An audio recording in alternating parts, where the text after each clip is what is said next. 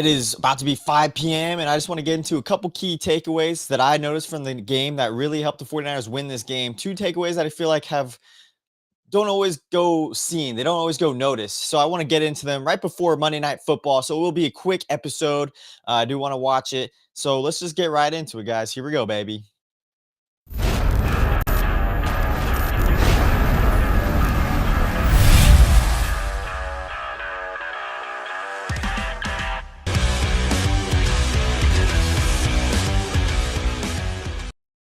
Welcome back, everybody, to the First and 49ers podcast. It's me again, Cole McMahon. Tonight, I just want to go through quick takeaways from this 49ers game. Yes, the 49ers, they are still 9-4.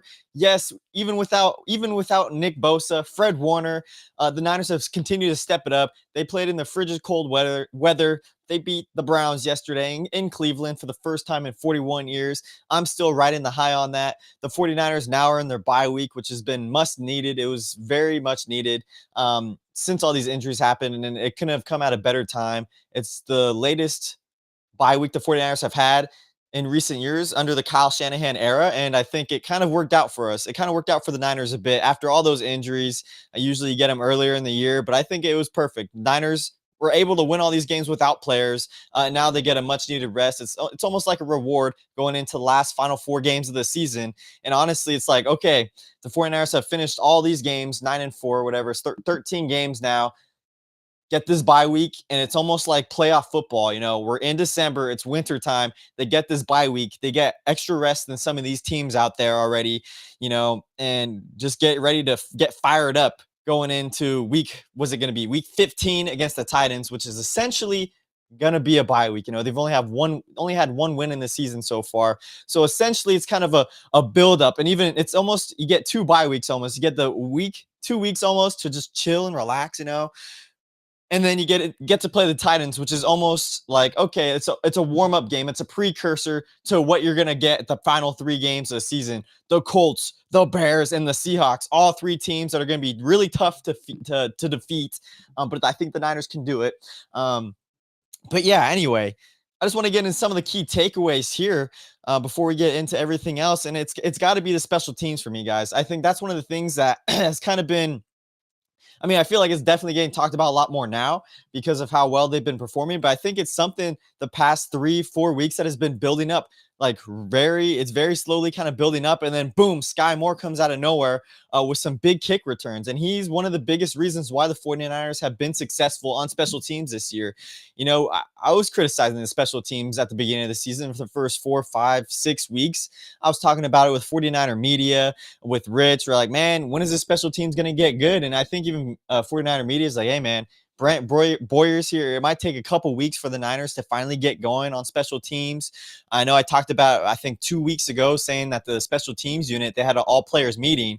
And after that meeting, it seemed like everything just flipped around for them. And that is the case for the 49ers. This special teams unit is on the rise, and it's led by Sky Moore, who is arguably one of the best pickups, one of the best additions the 49ers have made this season, best trades they have made. And they got him for practically a bag of chips. The 49ers traded a 2027 6th-round pick. Excuse me, the Chiefs traded a 2027 6th-round pick to the 49ers. The 49ers got Sky Moore and a 2027. Okay, sorry. I'm getting this all mixed up. The Niners traded a 2027 6th-round pick for Sky Moore, and the Niners in return got Sky Moore and a 2027 7th rounder. So we got Sky Moore and a 2027 7th rounder right there. And Sky Moore practically, he was on his last legs being in the NFL. It didn't work out. He was a 2nd-round pick for the Chiefs. Didn't work out for him. Doesn't have, the best hands. I think he only had 2 catches in his career when he was on the Chiefs. He's already, I think, halfway. He might already have 2 on the 49ers now, so he might have matched that already. But he's a special teamer, man. And it all happened. Arizona, I was at that game to start the game off. 98-yard return on the kickoff, and I thought he was going to score. My eyes were flashing before me, my life. I was like, oh my gosh, Ted Ginn Jr., the last time the 49ers got a punt return, Richie James Jr., the last time they got a kick return back in 2019, I think, like that. And then Sky Moore's finally going to do it. The 49ers are finally getting better on special teams, and it's because of Sky Moore, and it's because of Brant Boyer, who's just been a fantastic addition, who was on the Jets the season prior. And I gotta apologize to Brant Boyer because I was like, man, this just looks like the exact same special teams last season with Schneider at the helm. And it took some time. It took some time. It was growing pains, kind of how this season has been with a lot of these young guys that the Niners have had, especially on defense. But special teams has gradually gotten better. And then just these past 3 weeks, boom, they've just exploded. And they've been helping the 49ers win games. And this is something that has been an issue for the 49ers for in recent years. It's been the special teams has been losing games for them. And, not even just in the Kyle Shanahan era, it's happened for the Niners previously, even under Jim Harbaugh. I'm not going to get into too much of it, but Kyle Williams, a couple muff punts here and there, ended the 49ers season in 2011. Even in the Super Bowl, man, someone hit the ball on one of the kickoffs or one of the punts, and Ray McCloud tried to scoop it up. It didn't work out for him. I think the Chiefs scored on a short field like that. But it's been different for the 49ers this year. The special teams has been a strength for them, and it's something that has been exciting. You talk about the three phases of the game, and we talked about this yesterday in the post-game talk show. Special teams has finally stepped up their game. They're finally being that third phase of the game where it's sometimes make or break. It sometimes can make or break your season, as we seen against the 49ers and Giants in 2011. We kind of saw that in the Super Bowl. We saw that in a positive light for the 49ers against the Packers when I think it was Hufanga who returned the ball for a touchdown. I forgot who it was who actually blocked that field goal in the snow in Lambeau Field that helped propel the 49ers get to that NFC Championship game in 2021. But I got some numbers here for you guys. This is Nick Wagner for 49ers expected points added by the special teams unit. And it's all in the positives, guys. It is good to see. Let me share this with you here. So we got 49ers special teams accounted for 7.47 expected points added on Sunday. Second most in the league. I mean, you just don't hear that. When you hear 49ers and special teams, those two good special teams and 49ers don't usually mesh well together, and it's awesome to see that. I just missed it right here. Here we go. They're second most in the league for expected points added. So that means the special teams unit is basically it's expected for the 49ers to score points with the special teams unit with this third phase of football. They're still second in the NFL in that category, but have narrowed the distance between them, 47.21, to the number one team in the NFL on special teams, Seattle, the Seattle Seahawks in our division, 49.79. That's great to see right there when one of the best teams in the league, you're basically in your division now, it's two with the Seahawks. You're competing for the best special teams unit in the NFL. You love to see it. You love to see it. Sky Moore, I'm a big fan of him this year. I'm a huge fan of him. I wasn't too high on him. When the trade initially happened, I wasn't upset. I was like, okay, he could potentially boost us a little bit. He is a speedy kind of guy. He didn't do too much for the Chiefs on special teams. I think he had 180+ yard return in the preseason for them. And then I was like, all right, we'll see what happens. He wasn't looking too good at the beginning of the season. And then Brant Boyer just seemed like, man, he whipped those guys in shape. And he whipped Sky Moore in shape. He hasn't whipped them enough in shape, though, to score a touchdown on these returns. The past two, the 66-yarder yesterday, guys, I thought he was gone, and then he just lost steam at the end of his run. I was listening to Larry Krueger talk about it too. He said the same thing I said yesterday. This guy just keeps losing gas after he's about to score these touchdowns. He was so close in Arizona with a 98-yarder. And my hot take this season is Sky Moore is going to be scoring a special teams touchdown, whether it's these last 3 games of the season in the regular season, or it's going to be a huge breakaway touchdown in the playoffs for the 49ers. And that's going to be one of the big reasons why the 49ers are going to win a game like that. And it's going to be a huge game. If it's in the playoffs, it potentially is going to be a game that's going to win the playoff game for the 49ers. I really believe in this special teams unit right now. They're feeling confident. They're feeling bold. Sky Moore is running out of his mind. The dude just runs into traffic. He's not scared of anything.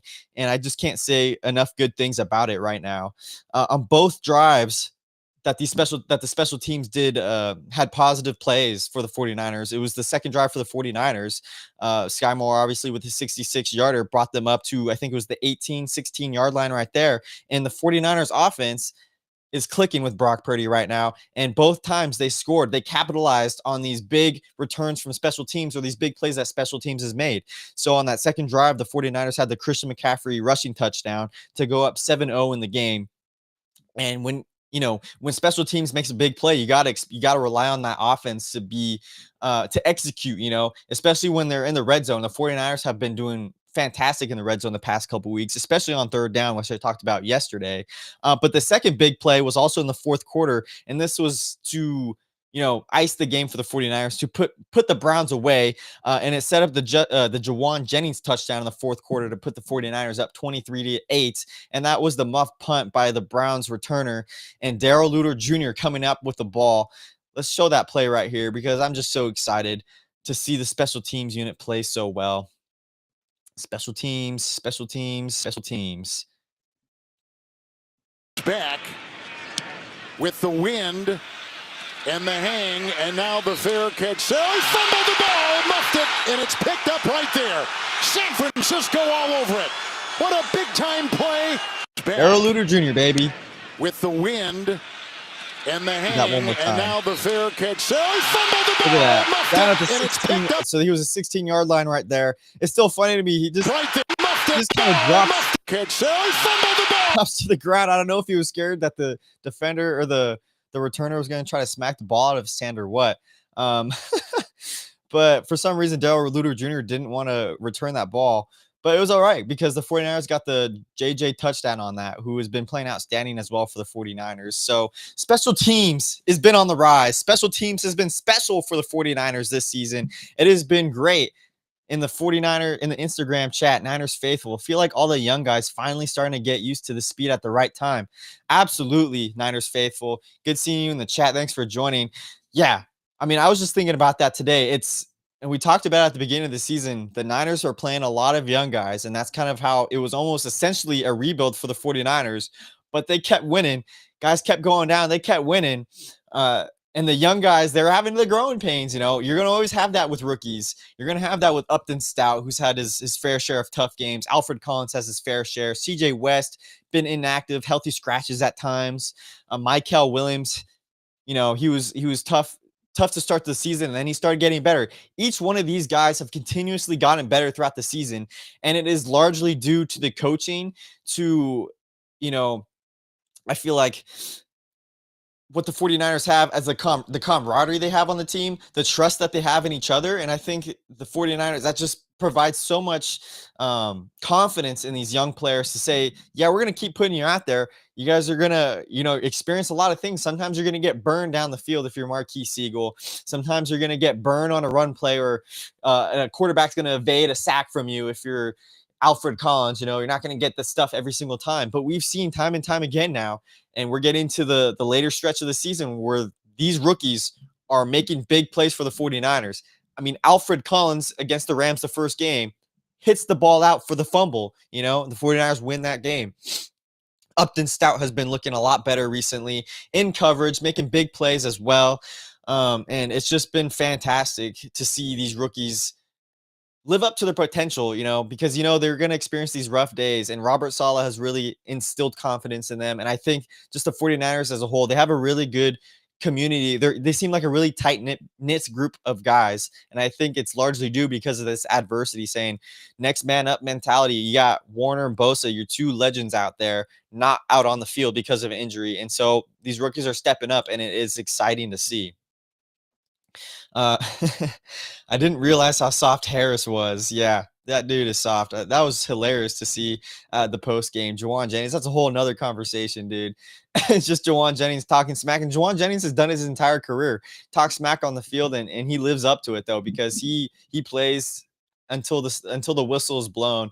He's great run blocker, and he's just a physical dude talking smack. I don't know what he was saying was it Shelby Harris and Myles Garrett? The funniest thing was when Myles Garrett was talking about that situation, saying, yeah, I'm not going to repeat what Jennings said, but it was not cool. It's not classy.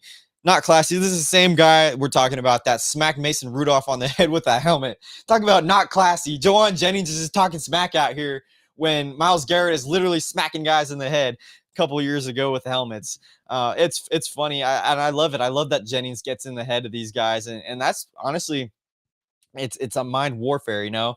It's it's psychological warfare. That's what gets guys. If you get in their heads, they start making mistakes, they start getting frustrated, and that's what Jennings does. And a lot of times you've seen it in the past. Other players on other teams get penalized because they've had enough of Jennings smack talk. Jennings just stands there like this, and they put it, you know, they start punching him or start putting their hands in his face and everything. 15-yard penalty, boom, helps the Niners out right there.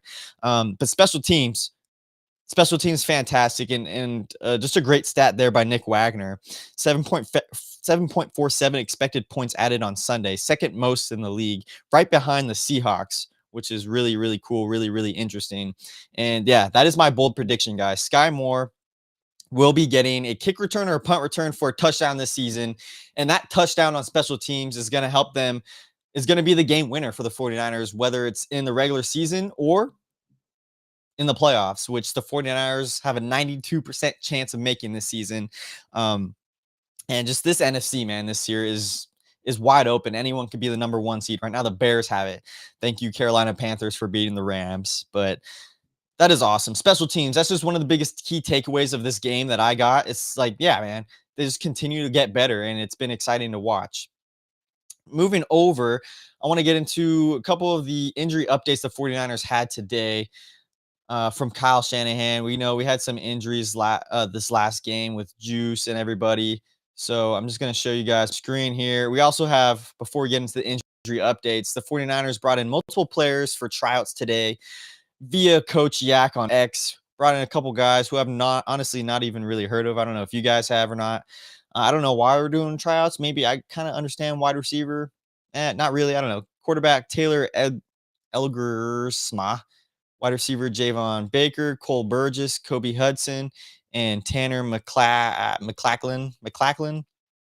So there's just a couple tryouts that the 49ers had today. I don't know, maybe for special teams, or not special teams, excuse me, for the practice squad. But those are some of the updates there for that.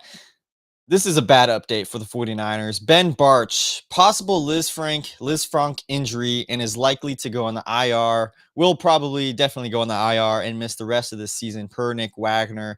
And that's just unfortunate because Ben Bartch just came back from, I think it was his high ankle sprain injury, and he's been playing some good ball. Him and Burford have been, you know, switching out, have been playing back and forth in games, taking snaps from each other, and then just see Ben Bartch. He's just never healthy. That's just the biggest knock on him. He's a pretty good player, but he can't stay on the field. And we all know the best ability is availability. So if you're not on the field, and now Lisfranc, that's a bad injury. That's on your foot. That's basically half your foot is like snapped in half, like right under the toes, something like that. It's a nasty one. And yeah, he's going to be out for the rest of the season, which is tough. You hate to see it. He's a pretty good player, but Burford has been playing good at left guard. And this offensive line I talked about a little bit yesterday has slowly but surely been playing better. They had a lot of pressures yesterday. I think Purdy was pressured 58% of his dropbacks.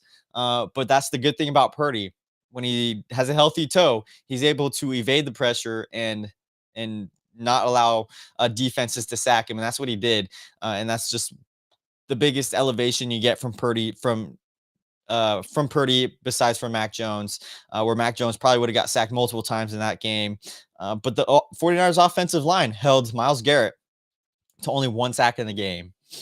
Here we got Kyle Juszczyk. This is not a good one either. Only good thing is that the 49ers have a bye, so he has 2 weeks to heal this up, hopefully. Yesterday, they said there was no broken ribs, and now today, Kyle Shanahan said that Juice has a cracked rib and will be evaluated after the bye week. That's the only good update for the 49ers there for Juice, is that they have a bye, and it looks like it's only 1 cracked rib, so I guess that's better than nothing as well. That's kind of a big one right there too. And then the last couple updates as well. We got some good news for Eddie P. And this is just where, you know, the 49ers bye week comes in handy, because now we still got other guys who have been injured the past couple weeks, and now they get 2 weeks to get healed up before the next game. And in a Titans game, which should be an easy one for the 49ers to win. They shouldn't take it lightly, but if you look at what the Titans have done this year, it should be an easy win. Eddie P is going to be back from his hamstring strain. Hopefully, he should get him back. They got a good chance to get Yetur Gross-Matos back. He had a good workout today, according to Matt Barrows, which is also great. I think he's been dealing with a hamstring as well. So that would be great to add on to the D line that's been playing really well recently, the past 2 games. And then Tatum Bethune and Sam O, not as good of news. They're more up in the air with their injuries, high ankle sprain for both of them, but they do have a chance. Shanahan said they do have a chance for them to come back after the bye. We'll see. Hopefully it happens because, we want Tatum Bethune out there. He's a hard hitter, good linebacker, stepping in for Fred Warner this year. But yeah, that's all the 49ers injury updates today. We got another man in the chat, Sodi on Instagram. What's going on? I feel we will win the West. I really feel we will win all our games after the bye. Hey, that is great optimism right there. I'm hoping so too, man. It's not unlikely. It's possible. If you would have talked to me 3 weeks ago, 4 weeks ago, after that Houston Texans game, I'm like, man, we're going to be inching into the playoffs on, our last leg, literally, physically. But the Niners are in a fantastic spot, and they've been winning all the games they've been needing to win against the Browns, against the Cardinals, and against the Panthers right now. So 3-0 in these last couple games, who's finally strung together a 3-game win streak. Now you got to finish out with the Titans. For sure, the Niners are going to have to win against the Titans. But yeah, that last three games of the season, the Colts, Bears, and Seahawks, it's going to see what the Niners are made of. They've haven't had that tough of games since the Rams game in Week 10. So that's going to be really big matchups. But the Colts, they just lost. Who took them down? The Houston Texans took them down at home. So they're kind of dwindling down a little bit. Daniel Jones has a fracture in his fibula, he still played on it, scored or threw 2 touchdowns. So it'll be interesting. There's a real chance that the 49ers could win the NFC West, and there's a real chance that they could actually win the first seed in the conference, which would be mind-boggling. If you ask me, if you guys remember, I don't know if you guys were watching the very beginning of the season, but I barely expected the 49ers to maybe make the playoffs, be first-round exits. Now I'm thinking we're going to the Super Bowl, baby. We're 9-4 with all these injuries, and we're still playing at this level. Why not, Why not for the 49ers? Let's get to a couple more chats here on Instagram. Niners faithful. Hot take. Niners upset the Colts and the Seahawks. Dude, if the Niners could do that, if the Niners could win the last 4 games of the season, I would say I would do something crazy. I'd say I'd jump in my pool, but I live in SoCal, so it's probably not even that cold out here. But hopefully, I'm going to go to that Seahawks game. And I've been saying all season long that could be a make or break game for the 49ers, whether it's to make the playoffs or to win the division or for seeding. So I think that's going to be a huge game. And that Colts game is also going to be huge. I think that Colts game is a Monday Night Football game, or it's a primetime game, I believe. BJ1, love the optimism. Rerun the West. 49ers always have, always will. It's been tough the past 2 years, but yeah, we're back now, baby. And we're riding the mix. We're riding the mix now. The Seahawks haven't been playing great. They did beat whoever they played on Sunday, but the Rams, man, the Rams are human. The 49ers beat the Rams. People were saying the Rams are unstoppable. They just lost to the Carolina Panthers. The Panthers put up 31 points on them. They put up 9 points against the Niners. So does that mean the Niners have an elite defense?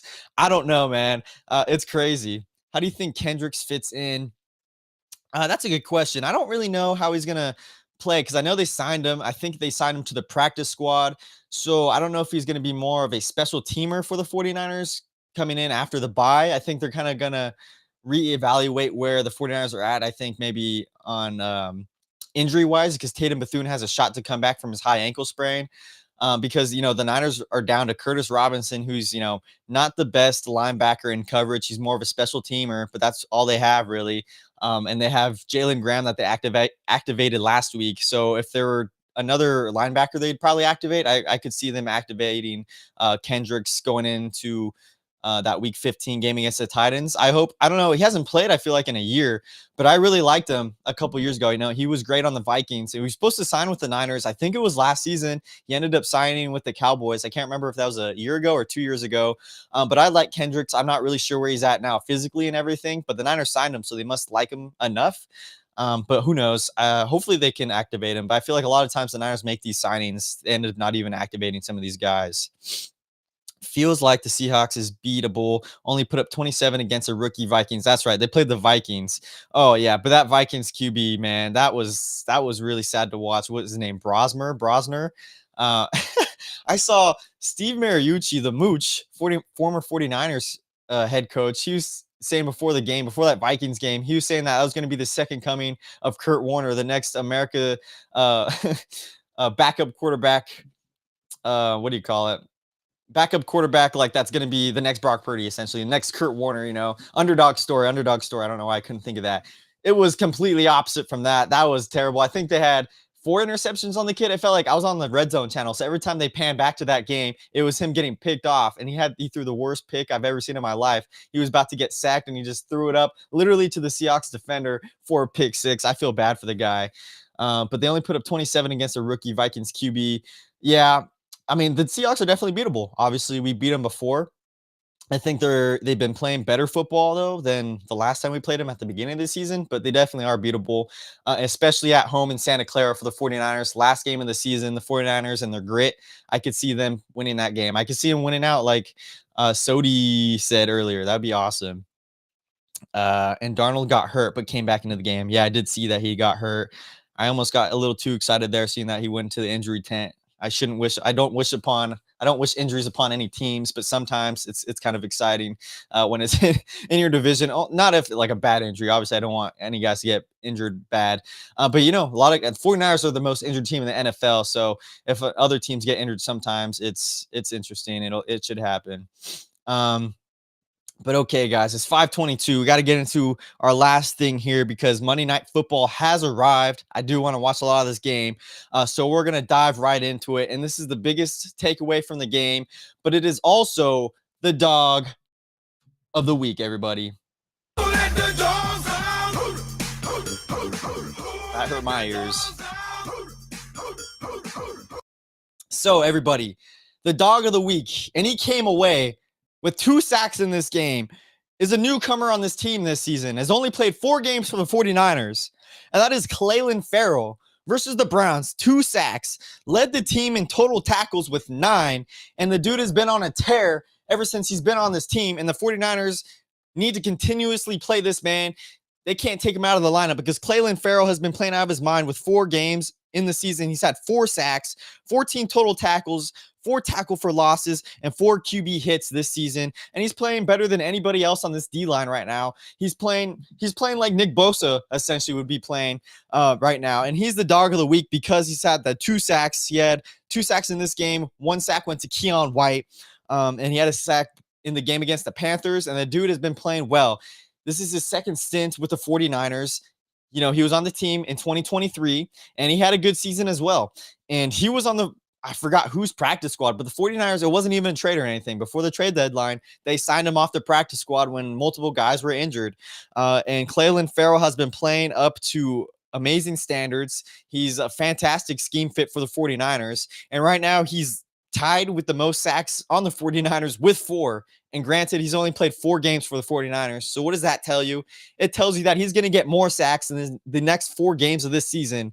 And if he can continue to get hot, continue to make sacks and make plays in these big games coming up right now, Clelin Ferrell is potentially the guy that the 49ers, that everyone was like, man, the Niners need to make a big trade for. They need to make a big trade for that Bradley Chubb, for that Jalen Phillips, for that Quinnen Williams, whatever. But no, the Niners got Clelin Ferrell for absolutely nothing, and he's dominating for the 49ers for this beat-up D-line, and he's playing like a prime Nick Bosa right now, who, fun fact, if you guys don't remember, he was in the same draft class as Nick Bosa. He went 4th overall with the Raiders, and just his career hasn't gone the right way.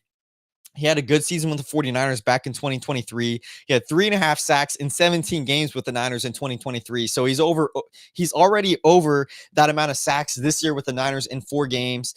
And I think it is a great scheme fit for the 49ers. But what is awesome and what makes him the dog of the week outside of the 2 QB sacks that he had this game is just his mentality. And here is Clelin Ferrell after the game talking about just his time with the 49ers so far. And I love this mentality. And this guy is a gamer and he just wants to win ball games for the 49ers. Here's Clelin. I think for me, it's just not taking it for granted. When I came back, this team was right in the thick of it. And at the end of the day, the biggest reason why I came back here was because I wanted to win. So I'm just thankful for my teammates, coaches, everybody in the building just helped me, get prepared and be ready for the moment. So it was good. It was good. I'm excited. I think for me, it's just. Look at that. The biggest reason I came back is because I wanted to win. This guy's in it. This guy's not in it for the money. I was listening to Krug earlier today, and he was talking about the same thing. Clelin Ferrell, this is what Krug was saying. He's like, a lot of the players are in the league for the money, for the fame, for the girls. And there's very few players nowadays, it seems like, that they just want to be on a team to win games. And that is what Clelin Ferrell is here for. His career hasn't gone the way I'm sure he's wanted to, but this man just wants to win by any means necessary. And he signed with the 49ers, and he's playing out of his mind right now. And I love a player with passion, a player that loves football, that loves the game. And when you have that kind of player on your team and they succeed like how they're succeeding right now, it makes you root for them more. It makes you happy that they are on your team, and especially makes me happy that we got him for nothing, and he's playing great, and he's helping the 49ers win ball games. And some guy I would have never thought would be an impact player for the 49ers, never thought he'd be on the Niners again, was Clelin Ferrell. So I'm happy to have him back on the team. And this is also what he said regarding the 49ers and just the injuries they've had this season as well, because that's obviously the biggest story this season. Being new, this team didn't listen to any other noise. Rich. You know what I mean? I think the biggest word is belief. Belief, regardless of who's in there. Belief. I think this team really just shows we have a lot of good players that can really, really play, regardless of who's in there, and they're confident in themselves. And the coaches give us that belief that, regardless of who's out there, if you in the 49ers jersey, you can go out there and have a chance to win the game. So, which is good. There's Clelin Ferrell. If you got a 49ers jersey on, you have a chance of winning a game. And that's the 49er mentality. That just sounds like the 1980s 49ers right there. If you have a 49er jersey on you, the golden age of the Niners, you're going to win a game. And that's Clelin Ferrell right there, guys. That's the dog of the week for me. And he's revitalized his career, I feel like, now twice with the 49ers, and he's had more sacks than he had with the 49ers in 2023 with 4 sacks this season. He's tied with Bryce Huff, who's played 11 games for the 49ers. He's had 4 sacks. And Huff has honestly been pretty non-existent for the 49ers on the stat sheet, at least. If you watch the film, I'm sure he's more of an impact player, getting guys open, maybe getting Clelin Ferrell more open on the D-line when he's attacking the quarterback and stuff. But Clelin Ferrell, dude, I'm happy that he's on the Niners, and he's my dog of the week, guys. So that is the biggest takeaways of the 49ers games that I really wanted to get into. Special teams and Clelin Ferrell, the dog of the week, guys. We didn't have Matt from the Faithful Den on today. I was talking to him earlier, and he just we wanted to reschedule for Wednesday, strictly due to Monday Night Football and just his work schedule and everything like that, because we're planning on going on later tonight. But we want to watch some Monday Night Football. Giants and Patriots. Patriots #1 seed in the AFC right now. So tune in Wednesday night. It will be Wednesday night with the Faithful Den, Matt at the Faithful Den at 7 p.m., guys. It's going to be a good one. We're going to be talking about his bar, his den that he created that has been awesome, his Instagram that's exploded now. He's got like over 12,000 followers, I think, in the past couple months. He just seems like a cool guy, awesome 49er fan, talks some ball there. So make sure to head over there on Wednesday night, 7 p.m. I'll try to send out a reminder for you guys. And as always, it'll be on Instagram. It'll be on YouTube Live. So thanks so much for joining, everybody. Thanks, Richie Rich, for joining the chat. Good to see you again, dude. We got any more chats in here on Instagram? No, we're good. All right, guys, enjoy your Monday night. Enjoy the rest of Victory Monday for the 49ers. We got a long bye week ahead of us. I think not only the players needed it, but the fans needed it too. So we're going to enjoy it. I'm going to enjoy the next 14 days, guys. Stay tuned for more. Go Niners. Stay faithful, baby. And as always, make sure to subscribe, like, leave a comment. Talk to you guys later. Touchdown!